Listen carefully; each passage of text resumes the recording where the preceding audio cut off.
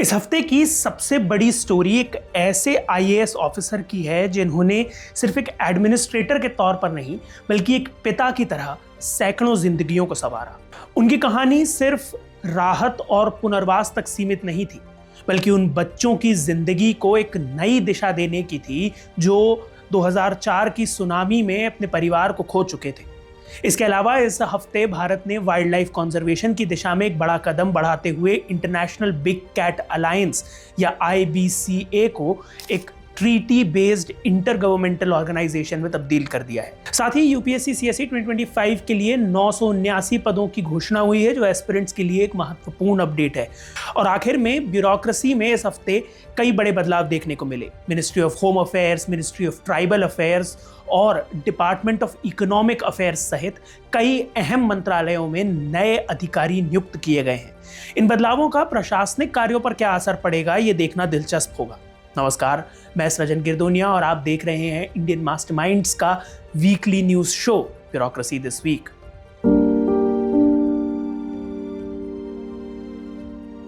क्या आपने कभी सोचा है कि जब जिंदगी एकदम से बदल जाए तो कौन हमारे साथ खड़ा होता है?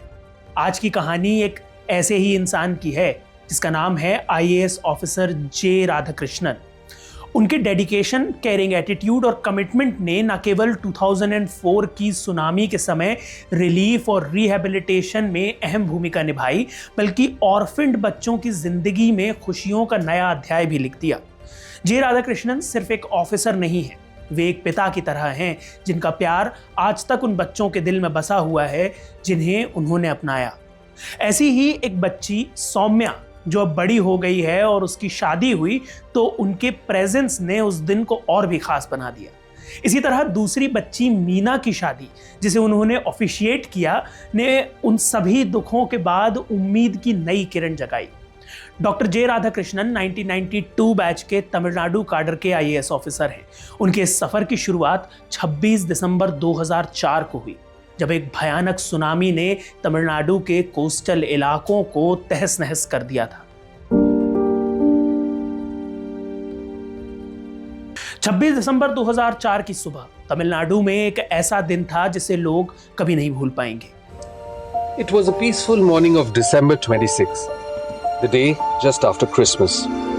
The mood was festive and people were enjoying their holidays at various beaches and idyllic locations of Asia and Southeast Asia. At 7:59 AM local time, however, off the coast of Sumatra, the clock struck hell. Indonesia के Sumatra में आए 9.1 magnitude के under सी earthquake ने एक massive tsunami को जन्म दिया। इस सुनामी की ताकत ने नागापट्टिनम और कुडल्लूर जैसे इलाकों में सब कुछ तहस नहस करके रख दिया, घर, परिवार और आशाएं। उस दिन तमिलनाडु में करीब 8,000 लोग मारे गए। इस सुनामी ने थाईलैंड, श्रीलंका, इंडोनेशिया जैसे करीब 14 देशों में 2 लाख से ज्यादा लोगों की जान ली, और इकोनॉमी और प्रॉपर्टी को जो डैमेज हुआ उसका तो हिसाब लगाना भी मुश्किल है। जब सुनामी की लहरें बिना किसी रोक टोक के सब कुछ बहा रही थी, उस वक्त IAS ऑफिसर जे राधाकृष्णन तंजावुर के कलेक्टर के रूप में कार्यरत थे।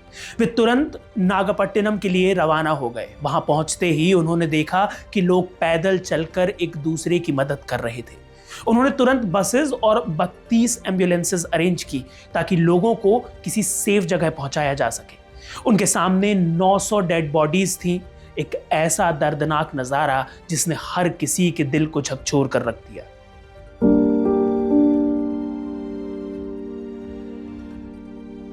तब की हालत देखकर जे राधाकृष्णन और उनकी टीम ने बिना समय गवाए रिलीफ ऑपरेशंस शुरू किए। सबसे पहले मारे गए लोगों की बॉडीज को रिकवर और सिक्योर कर उनके प्रॉपर क्रिमेशन और बैरियल का इंतजाम किया गया। फिर हजारों रिलीफ कैंप्स सेटअप किए गए जहां लोगों को टेम्परेरी शेल्टर, फूड और सैनिटेशन प्रोवाइड की गई। लेकिन सबसे बड़ी चुनौती थी पानी की आपूर्ति। सेंट्रल गवर्नमेंट और स्टेट गवर्नमेंट के साथ मिलकर उन्होंने NGO गवर्नमेंट अप्रोच अपनाई। NGOs और लोकल वॉलंटियर्स ने हाउसिंग, सैनिटेशन, फिशरीज और एग्रीकल्चर जैसे सेक्टर्स में हाथ बटाया। हर कदम पर यह सोचकर काम किया गया कि डिजास्टर से बस डेथ और डिस्प्लेसमेंट के नंबर्स नहीं, बल्कि हर एक इंसान की कहानी जुड़ी है। सुनामी ने कई परिवारों को बिखेर दिया। ऑर्फन बच्चे, विडोज, बुजुर्ग, हर किसी की जिंदगी में खालीपन था। उनमें से 99 बच्चों के पास कोई भी नहीं था, एक्सटेंडेड फैमिली भी नहीं। इन्हीं बच्चों की केयर के लिए अन्नाई सात्या गवर्नमेंट चिल्ड्रंस होम की शुरुआत की गई। लेकिन जे राधाकृष्णन ने सोचा कि क्यों ना इन बच्चों को सिर्फ एक ऑर्फनेज का हिस्सा बनाए रखने के बजाय उन्हें अपना बनाया जाए। 2 छोटे बच्चे, मीना जो उस वक्त 3 महीने की थी और सौम्या जो उस वक्त 6 महीने की थी, इन दोनों को सुनामी के वक्त बचाया गया था और तब इन दोनों का कोई नहीं था। दोनों बच्चियों को जे राधाकृष्णन और उनकी पत्नी कृतिका ने अपना पूरा स्नेह दिया। धीरे धीरे मीना और सौम्या ने उन्हें अम्मा और अप्पा कहना शुरू कर दिया। इन प्यारे लम्हों ने साबित कर दिया कि जब दिल से केयर की जाए तो दर्द भी धीरे धीरे कम हो जाता है। समय बीतता गया और मीना और सौम्या बड़े हो गए। 2022 में सौम्या की शादी का आयोजन हुआ। सौम्या की शादी त्रिपुरा के एक परिवार में हो रही थी। इस खुशी के मौके पर जे राधाकृष्णन ने पूरे दिल से उसका साथ दिया। लोकल डिस्ट्रिक्ट कलेक्टर की मदद से कंट्रीब्यूशंस की व्यवस्था हुई। केटरिंग, ज्वेलरी और बाकी जरूरी चीजों के लिए स्पॉन्सरशिप्स भी मिली। हर किसी ने मिलकर इस शादी को यादगार बना दिया। नागपट्टिनम के श्री नेल्लुक्कड़ाई मरियम्मन टेम्पल में मीना ने अपने जीवन साथी पी मणिमारन के साथ विवाह बंधन में बंधने का फैसला किया।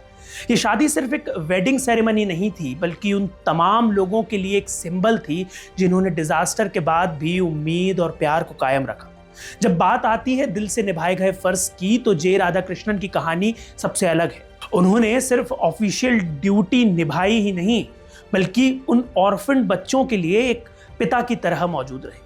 चाहे वो रिलीफ कैंप्स में हाथ बटाना हो या शादी के दौरान उनकी खुशी में शामिल होना, उन्होंने हर कदम पर यह दिखा दिया कि इंसान में जब दिल से मदद करने का जुनून हो तो हर दर्द को कम किया जा सकता है। 23 जनवरी 2025 को ग्लोबल वाइल्ड लाइफ कंजर्वेशन के एरिया में एक बड़ा कदम उठाया गया, जब International big cat Alliance IBCA officially एक treaty based inter governmental organisation बन गई। यह कदम दुनिया भर में बिग कैट्स के कंजर्वेशन के लिए एक historic moment. Ministry of external affairs ने पुष्टि की कि निकारागुआ, एस्वाटिनी, इंडिया, सोमालिया और लाइबेरिया ने IBCA के फ्रेमवर्क अग्रीमेंट को फॉर्मली एक्सेप्ट कर लिया है। अब तक 27 देशों ने इस पहल में शामिल होने की सहमति दी है और कई इंटरनेशनल और नेशनल ऑर्गेनाइजेशंस भी इस मिशन से जुड़ चुके हैं। IBCA की शुरुआत 9 अप्रैल 2023 को प्रधानमंत्री नरेंद्र मोदी ने commemorating 50 years of project tiger कार्यक्रम के दौरान की थी।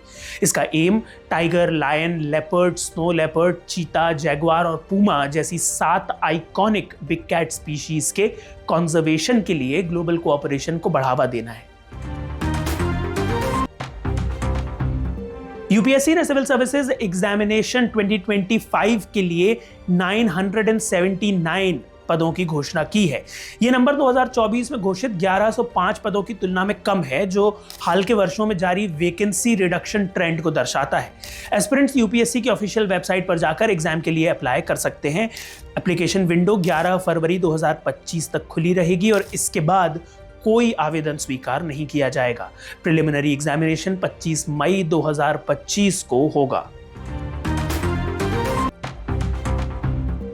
महाराष्ट्र गवर्नमेंट ने IAS संजय सेठी को Maharashtra state road transport corporation MSRTC का नया चेयरमैन नियुक्त किया है।